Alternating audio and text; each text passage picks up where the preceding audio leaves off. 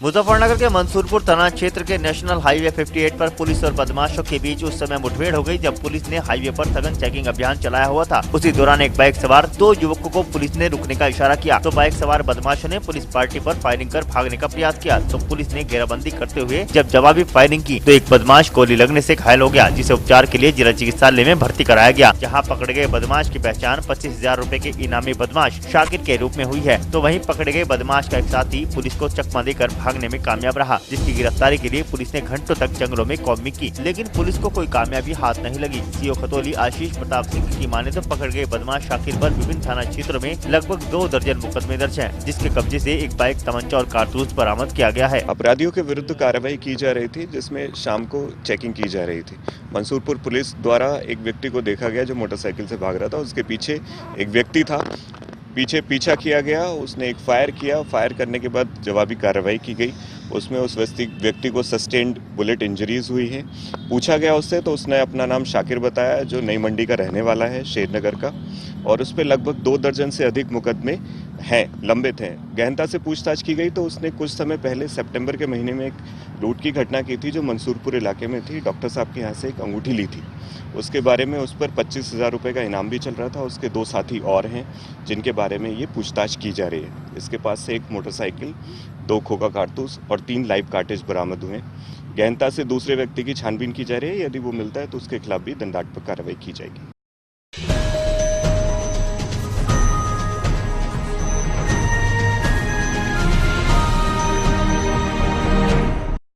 मंडलायुक्त सहारनपुर संजय कुमार ने जनपद शामली की ऊन तहसील का निरीक्षण किया। इस दौरान तहसील में उप जिलाधिकारी के प्रयासों से बनाए गए पुस्तकालय का उद्घाटन फीता काट कर किया गया। वह मां सरस्वती की छवि पर माल्यार्पण कर दीप प्रज्वलित करते हुए पुस्तकालय में रखी गई पुस्तकों का अवलोकन किया गया। उप जिलाधिकारी ऊन गौरव सिंह ने जानकारी देते हुए बताया कि क्षेत्र के लोगों के सहयोग से पुस्तकालय में किताबें जुटाई गई हैं। वहीं मंडलायुक्त ने प्रशंसा करते हुए उप जिलाधिकारी द्वारा कराए गए कार्यों की सराहना की, जिसके बाद लक्ष्मी समूह द्वारा संचालित प्रेरणा कैंटीन का फीता काटकर उद्घाटन किया गया। इस अवसर पर प्रेरणा ग्रुप की अध्यक्ष मुन्नी देवी व अन्य महिलाओं ने स्वागत गीत गाकर उनका स्वागत किया, जिसके बाद कैंटीन में मंडलायुक्त संजय कुमार, जिला अधिकारी सहित सभी अधिकारियों ने मिठाई खाई तथा ग्रुप की महिलाओं को 500 रुपए देकर प्रोत्साहित किया। इसके बाद मंडलायुक्त ने ब्लॉक कार्यालय का निरीक्षण किया। उन्होंने राष्ट्रीय ग्रामीण आजीविका मिशन, मनरेगा ग्रांट रजिस्टर तथा अन्य पत्रावलियों की जाँच की तथा परियोजना अधिकारी ज्ञानेश्वर तिवारी को ब्लॉक में निष्प्रयोजन भवनों को ध्वस्त कराने के निर्देश दिए। साथ ही ब्लॉक कार्यालय पर पार्क बनवाने तथा फरवरी माह में समूह की बैठक बुलाकर समूह द्वारा उत्पादित वस्तुओं की प्रदर्शनी कराने के निर्देश दिए। उन्होंने 7 वर्ष से अधिक समय से ब्लॉक में कार्यरत अधिकारियों के तबादले करने के निर्देश दिए।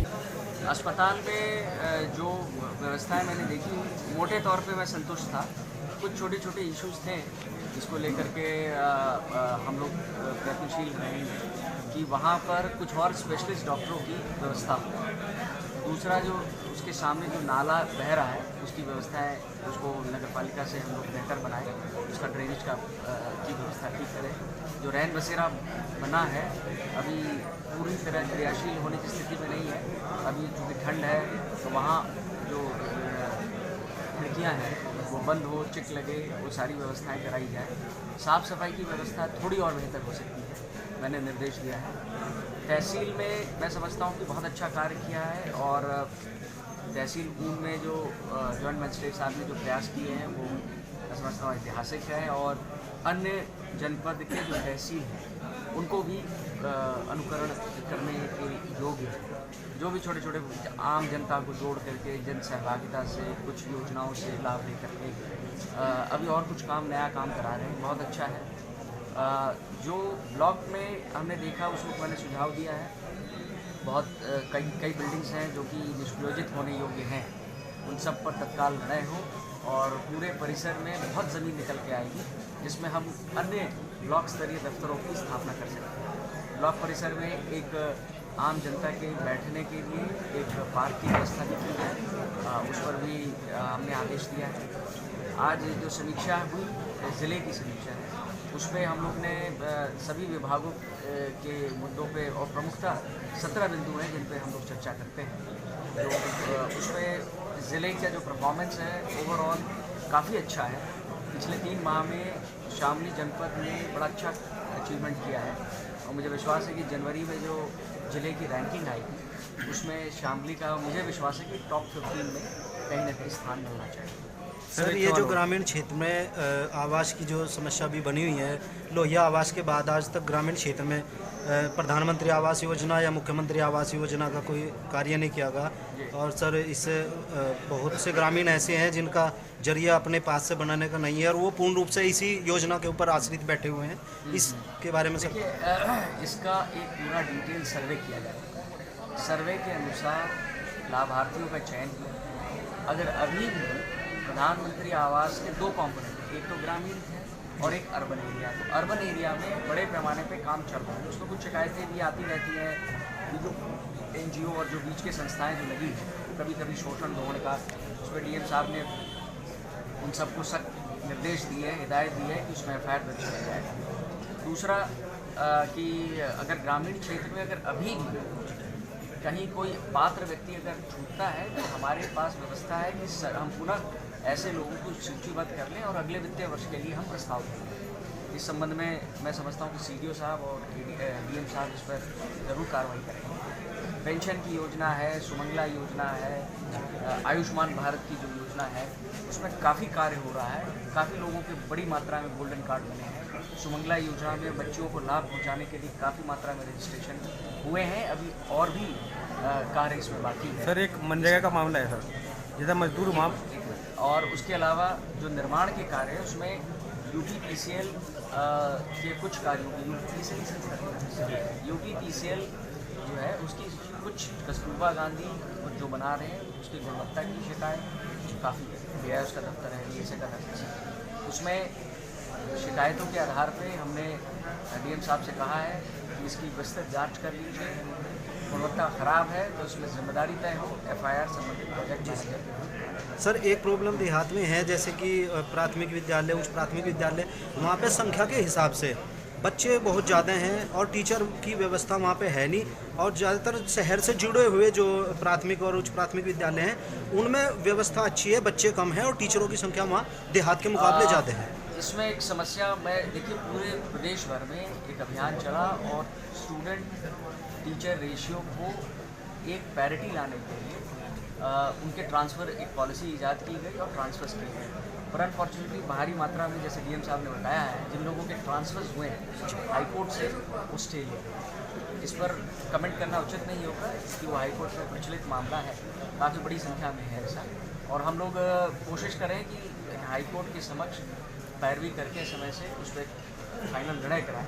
उसके पश्चात मुझे विश्वास है कि ये चीज़ रेगुलराइज हो जाएगी।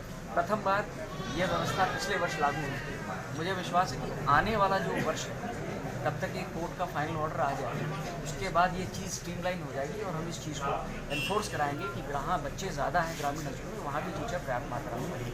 रजिस्ट्री कार्यालय का सर क्या? रजिस्ट्री कार्यालय के बारे में चर्चा हुई है, बहुत उपयोगी है।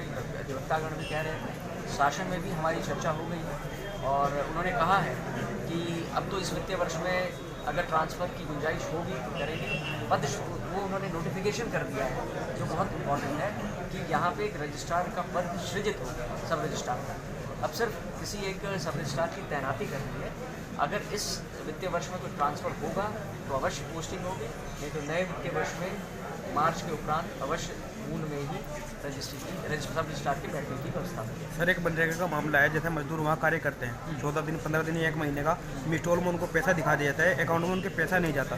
सर ये पैसा कहाँ से जाता है? बिल्कुल, यह एक समस्या मेरे समक्ष आई है।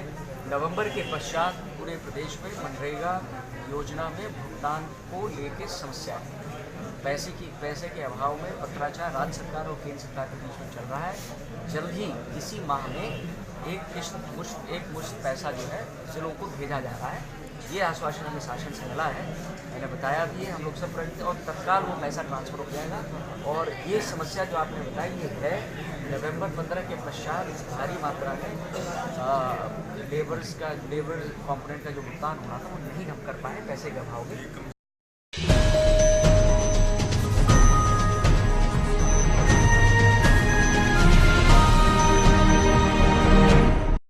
जनपद सहारनपुर में चेकिंग के दौरान पुलिस के साथ बदमाशों की मुठभेड़ में 25,000 का इनामी बदमाश गिरफ्तार हुआ, जबकि एक साथी फरार हो गया। सहारनपुर में रात के समय थाना सदर बाजार पुलिस ने रूटीन चेकिंग के दौरान बाइक सवार बदमाशों को रुकने का इशारा किया तो बदमाश पुलिस पर फायर झोंक कर भागने लगे। जैसे ही बदमाशों ने भागने की कोशिश की, पुलिस द्वारा बदमाशों की घेराबंदी कर आत्मरक्षा में जवाबी फायरिंग की गई, जिसमें अंकुर पुत्र मोहर सिंह निवासी अनंतमऊ थाना ननौता जनपद सहारनपुर घायल हो गया, जिसको उपचार के लिए जिला चिकित्सालय सहारनपुर में भर्ती कराया गया, जिसका एक साथी भागने में कामयाब रहा। घायल बदमाश पर 25,000 रूपए का इनाम घोषित है। देखिए, थाना सदर बाजार पुलिस ने एक सफलता प्राप्त करी है। कल इन्होंने एक नानौता और सरसावा से एक मुलजिम जो आंशिक चल रहा था, 25,000 रुपये का इनामी था, उसको इन्होंने जो है गिरफ्तार करने में सफलता प्राप्त करी है। घटनाक्रम इस तरीके से है कि कुछ सूचना, कुछ टिप ऑफ मिला था और जो रूटीन की चेकिंग चल रही थी देर रात में, तो लगभग रात में 1:30 बजे सदर बाजार थाना क्षेत्र में DPS स्कूल के पास में कुछ बदमाशों को रोका गया, संदिग्ध व्यक्तियों को, जिसमें से एक व्यक्ति ने पुलिस के ऊपर फायर किया, दूसरा व्यक्ति जो है मौके का फ़ायदा उठा करके भाग गया है। जवाबी फायरिंग में जो पुलिस ने आत्मरक्षा फायरिंग करी थी, उसमें एक बदमाश को वो घायल हुआ है, जिसकी पहचान अंकुर नाम के बदमाश के रूप में हुई है, इनामी बदमाश है। इसके ऊपर पहले से नानौता और थाना सरसावा में लूट के जो है मुकदमे हैं। इसको बेहतर इलाज के लिए अस्पताल भेजा गया है और ये जो पुलिस टीम है, ये थाना सदर बाजार की टीम है, जिसके द्वारा गुड वर्क किया गया है।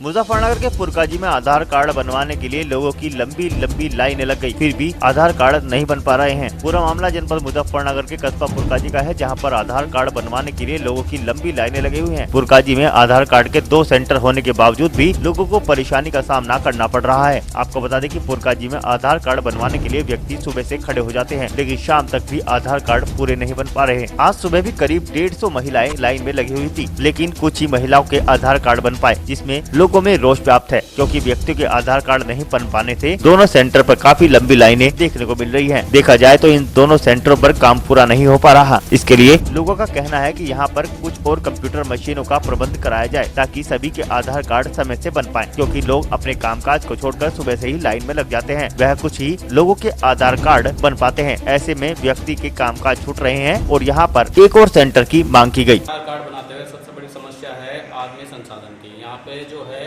पूर्ति नहीं है। मैं अकेला हूँ यहाँ पे काम करने वाला और पब्लिक है बहुत ज़्यादा। पुरकाजी ब्लॉक में सिर्फ 2 मशीनें लगी हैं, एक DRC पर और एक ब्लॉक में लगी है BDO ऑफिस में। जियो पूरे पुरकाजी ब्लॉक की पूर्ति नहीं कर पा रही है। आदमियों की संख्या ज़्यादा होने के कारण यहाँ पर बहुत ज़्यादा प्रभावित हो रही है। अच्छा, कितने आधार कार्ड बना रहे हो एक दिन में? एक दिन में लगभग 20 से 25 के करीब आता है। अच्छा, बहुत लोगों की समस्या आ रही है कि वहाँ सुबह ही लाइन लग जाती है और नाम लिखने वाला भी कोई नहीं है। इसके बारे में क्या कहोगे? जी बिल्कुल, मेरे पास आगे सुबह देखता हूँ मैं यहाँ पे 50-100 लोग खड़े होते हैं, जिनका नाम भी मैं लिखता हूँ और मुझे उनके फिर काम भी मुझे करना पड़ता है। पब्लिक को मुझे उन्हें इन्फॉर्मेशन भी देनी पड़ती है। सारे काम मैं अकेला ही कर रहा हूँ यहाँ पर। तो शासन को कुछ मैसेज देना चाहोगे आप इस बारे में कि यहाँ और मशीनें रखी जाएँ? यहाँ पर मेरी तरफ साथ में कोई 1 और या 2 और बंदे अगर लगा दिए जाएँ तो काम थोड़ा सुचारू रूप से चलेगा, जिससे पब्लिक को भी फायदा होगा। ठीक है।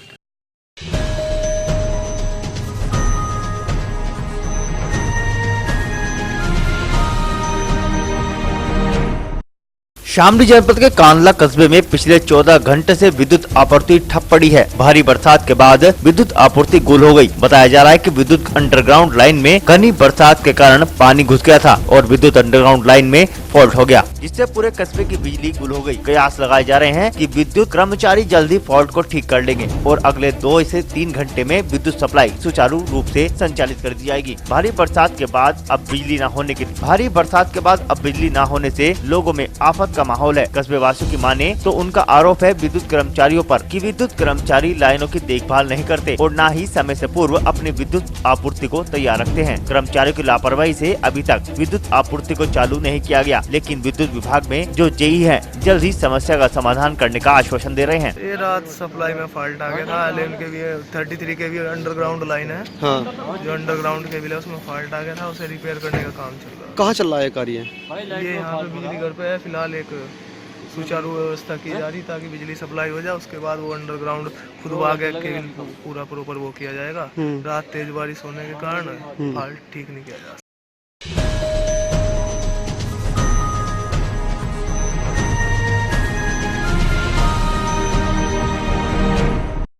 चर्चाओं में घिरे रहने वाले सपा के कैराना विधायक नाहिद हसन को अंतिम मामले में कोर्ट ने जमानत दे दी। एफटीसी कोर्ट में सपा विधायक नाहिद हसन आज पेश हुए हैं। सपा विधायक की कैराना में धोखाधड़ी से जमीन बेचने के मामले में कोर्ट में पेशी होनी थी, जिसमें आज कोर्ट ने नाहिद हसन को जमानत दे दी है। इस दौरान कैराना सीओ व एसओ भारी पुलिस फोर्स के साथ कलेक्ट्रेट में मौजूद रहे। इससे पूर्व भी कैराना विधायक नाहिद हसन कई मामलों में वारंटी रह चुके हैं। बाकायदा पुलिस ने कैराना में विधायक की गिरफ्तारी के लिए कस्बे में मुनादी भी कराई थी, लेकिन पुलिस को चकमा देकर विधायक क्षेत्र से गायब हो गए थे और मामले में करीब 3 माह बाद कैराना वापस लौटे थे। बिना कागज की गाड़ी को लेकर विधायक उन दिन काफी चर्चाओं में थे, लेकिन उन सभी मामलों में कोर्ट से विधायक को राहत मिल गई थी। लेकिन धोखाधड़ी से जमीन बेचने के मामले में आज अंतरिम सुनवाई होनी थी, जिसमें कयास लगाए जा रहे थे कि विधायक को कोर्ट से कोई राहत नहीं मिलने वाली है। लेकिन बहरहाल विधायक को अंतरिम जमानत से निजात मिली है और कोर्ट ने विधायक की अर्जी पर जमानत दे दी है। विधायक के अंतरिम मामले में जमानत मिलने पर कार्यकर्ताओं में काफी उत्साह है। विधायक के साथ सैकड़ों की संख्या में कोर्ट परिसर में ही खुशी जाहिर की गई। फिलहाल कोर्ट ने 24 जनवरी 2020 में विधायक को रेगुलर जमानत की सुनवाई के लिए समय दिया है। वहीं विधायक ने अंतरिम जमानत पर बुराई पर सच्चाई की जीत बताया। कार्यकर्ताओं का कहना है कि विधायक पर जितने भी मुकदमे लिखे गए हैं वो सभी बेबुनियाद हैं और सभी मामलों में जल्द ही कोर्ट द्वारा न्याय दिया जाएगा। कोर्ट में विधायक जी की अंतरिम जमानत होगी।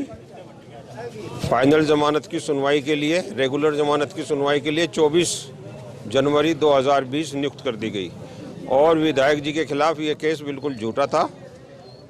अन्याय की जीत हुई है, अन्याय की हार हुई है और हमें आशा है कि 24 तारीख को भी रेगुलर बेल हो जाएगी। कौन से केस में जो है आज पेश? ये इस पे केस में हुई है जो मोहम्मद अली जी ने कर रखा विधायक जी के खिलाफ, जिसमें उनका कोई ज़मीन खरीदने का मामला था महमूद से और वो ज़मीन महमूद ने बेच दी हाकिम अली को, जबकि विधायक जी का उसमें कोई रोल नहीं था। उनको बिल्कुल उसमें शासन प्रशासन ने द्वेषपूर्ण बदला लेने की नीयत से झूठा फंसा रखा था, इसलिए उनकी जमानत न्याय की जीत हुई है। प्रशासन ने भले उनके साथ कितनी सख्ती की हो, लेकिन न्यायपालिका ने उनके साथ इंसाफ किया। क्या सच्चाई है सबको पता, किस तरीके से फंसाया जा रहा था और भी बहुत सारे केस। तो आज भी बहुत सारी चीज़ें थी जो भेजने के लिए तैयारी करी जा रही थी, पर कोई सबूत नहीं मिला, कोई ऐसी चीज़ नहीं मिली जो है। और मैं तो जो हमारे वकील साहब हैं, हमारे बड़े हैं, मेरे तो ताए लगे बाबू इंतजार जी और संजय जी और पूरे जो अपनी चाचा नसीम हो गए और ये हमारे जावेद भाई हो गए, हमारे चाचा राशिद हो गए और सभी जितने भी हैं, इनका मैं एहसान नहीं भूल पाने का। और जो इन लड़ाई इन्होंने लड़ी शायद कोई लड़ नहीं सकता और ये सच्चाई की जीत हुई। और जिस तरीके से झूठ का यहाँ बोलबाला हो रहा था, और ये एक ऐसी लड़ाई हम सब ने पार करी कि अब इस चीज़ को और मजबूती के साथ लड़ा जाएगा और कोशिश ये करी जाएगी कि किसी भी गरीब आदमी के साथ कोई भी अन्याय ना हो। ये तो मेरे ऊपर था, मैं झेल गया, लेकिन अगर किसी गरीब के साथ होगा तो मैं घर नहीं बैठूंगा। जो है ये चीज़ वो सब लोग अपने दिमाग में घेर लो कि गरीब के साथ अगर कुछ होगा तो फिर यहाँ लोग जो है वो सड़कों पर आएंगे और फिर ये नहीं देखा जाएगा कि ये किस हिसाब से करा गया, क्योंकि कई दिनों से ये चल रहा। ज़्यादा मैं कहना नहीं चाहता, हमारे सब जितने भी यहाँ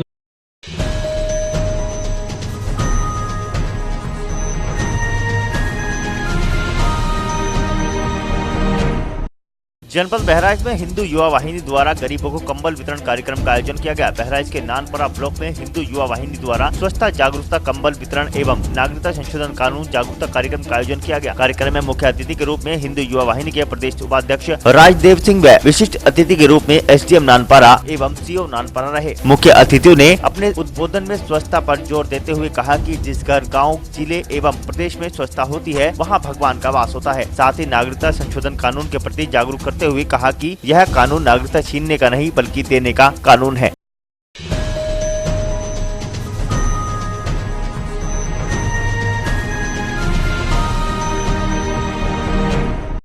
उत्तर प्रदेश के जनपद बहराइच में डीएम और एसपी द्वारा स्वच्छता जागरूकता कंबल वितरण एवं नागरिकता संशोधन कानून जागरूकता कार्यक्रम का आयोजन किया गया। बहराइच उत्तर प्रदेश गुरुकुल पब्लिक स्कूल टिकोरा मोड़ में यह कार्यक्रम आयोजित किया गया, जिसमें मुख्य अतिथि जिला अधिकारी शंभू कुमार व पुलिस अधीक्षक डॉक्टर गौरव ग्रोवर एवं हिंदू युवा वाहिनी प्रदेश उपाध्यक्ष राजदेव सिंह मुख्य अतिथि के तौर पर मौजूद रहे। कार्यक्रम में सर्वप्रथम 2 घंटे तक राम नाम का जप किया गया। तत्पश्चात पुलिस अधीक्षक ने कार्यक्रम को संबोधित करते हुए कहा कि जब से महंत योगी आदित्यनाथ प्रदेश के मुख्यमंत्री बने हैं, तब से हम अधिकारियों को लोक कल्याण के लिए काम करने की प्रेरणा दी है। वह न केवल मुख्यमंत्री के रूप में बल्कि एक संत के रूप में भी पूरे प्रदेश को एक परिवार मानकर अपने सुख दुख की चिंता रखते हैं तथा उनके द्वारा बनाए गए संगठन हिंदू युवा वाहिनी के कार्यकर्ता एवं पदाधिकारियों ने जिस प्रकार विधवा, वृद्ध, माताओं एवं दिव्यांगों को भीषण जाड़े में कंबल वितरण किया है तथा जिले के सभी विकास खंडों में उनका कार्यक्रम लगा है, निश्चित रूप से इनको भी मुख्यमंत्री से प्रेरणा मिली होगी।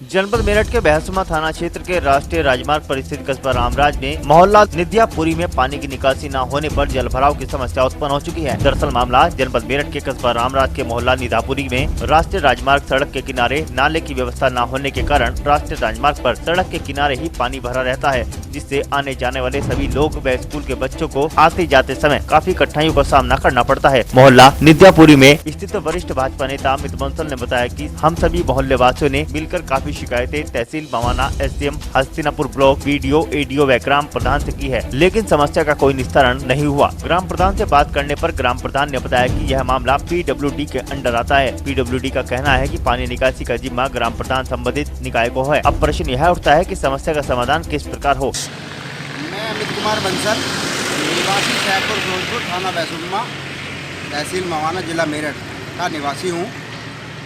और हम लोगों की जो गांव की समस्या है वो मुख्य समस्या ये है कि हमारे यहाँ पर जगह जगह पर सड़कों पर पानी भरा हुआ है, जिसके कारण पैदल चलने वाले राहगीरों की बहुत बड़ी समस्या है। हमारे यहाँ पर बहुत सारे स्कूलों में बच्चे पढ़ने जाते हैं जो सड़कों से होकर गुजरते हैं और उनकी जान माल पर समय समय पर उनकी जान बनी रहती है। इस विषय में हमने कई बार हमारे अपने पंचायत के प्रधान, यहाँ के ग्राम सचिव को यहाँ की समस्या के बारे में अवगत कराया है, लेकिन वो इस बारे में कोई अपना निराकरण नहीं कर पाए हैं। लेकिन इस बारे में वो कहते हैं कि हमारी जो ये समस्या है ये पीडब्ल्यूडी विभाग से संबंधित है। हम लोगों ने पीडब्ल्यूडी विभाग की समस्या के लिए लिखा तो उन लोगों ने कहा कि ये जो समस्या है नगर पंचायत से संबंधित है। तो हम ग्रामवासियों के समझ में ये नहीं आ रहा है कि ये जो समस्या है नगर पंचायत की है, हमारे ग्राम पंचायत की है कि हमारी पीडब्ल्यूडी विभाग से है। जबकि ग्रामवासियों का उनका एक ही कहना है कि हमारी जो मुख्य समस्या है जल भराव की है, जो हमारा प्रधान या ग्राम सचिव इस जल भराव की समस्या से हमें निराकरण दिलाए। तो मेरा ग्राम प्रधान से या ग्राम सचिव से या पीडब्ल्यूडी विभाग से एक ही मेरा सुझाव है कि हमारे यहाँ के ग्रामवासियों की पानी की समस्या से जल्दी छुटकारा दिलवाए, जिससे सारे ग्रामवासी आराम से जीवन यापन कर सकें।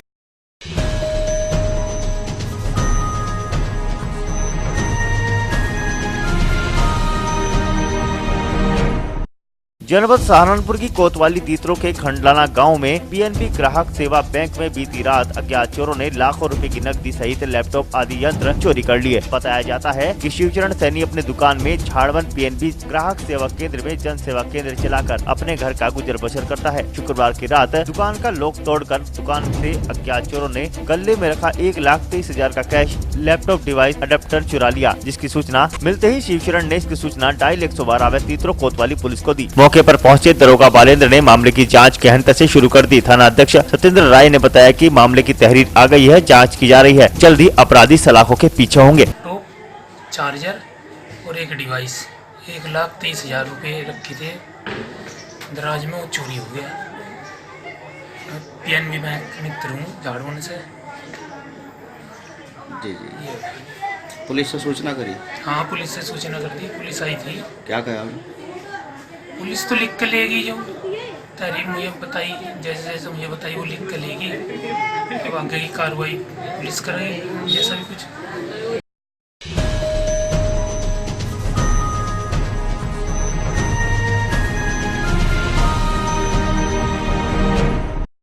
जनपद बहराइच में भाजपा कार्यकर्ता पर जानलेवा हमला कर रुपयों से भरा बैग लेकर अज्ञात लोग फरार हो गए। कोतवाली क्षेत्र के मोहल्ला कीला खरार में भारतीय जनता पार्टी के नगर कोषाध्यक्ष व व्यापारी अशोक गुप्ता का गोदाम व प्लॉट स्थित है, जहां पर अशोक गुप्ता अपने मित्र भारतीय जनता पार्टी के युवा मोर्चा के जिला मंत्री अमित शर्मा के साथ नित्य प्रतिदिन की भांति गए हुए थे। तभी पड़ोस में रहने वाले कल्लन पुत्र एजाज कई अन्य साथियों के साथ लूटपाट की नियत से हमलावर होकर धारदार हथियार से हमला कर दिया, जिससे अशोक गुप्ता को कई गंभीर चोटें आई। तभी हमलावरों में मौजूद किसी ने रुपयों से भरा पर्स व बैग लेकर फरार हो गए। सूचना पर पहुंची पुलिस ने जांच पड़ताल शुरू कर दी और घायल की तहरीर पर मामला दर्ज कर लिया है।